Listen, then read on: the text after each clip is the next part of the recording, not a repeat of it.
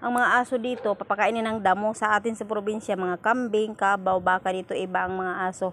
Yung isa kawawa nga, namatay na stroke. Kailangan maglakad-lakad bago ligo.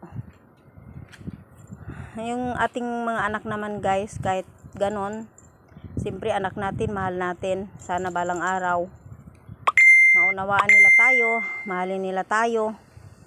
Ito anak, ito,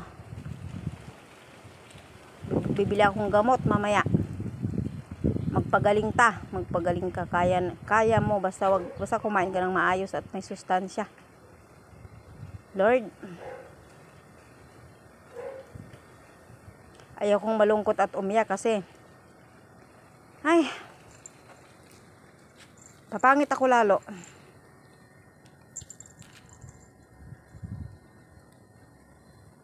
Thank you.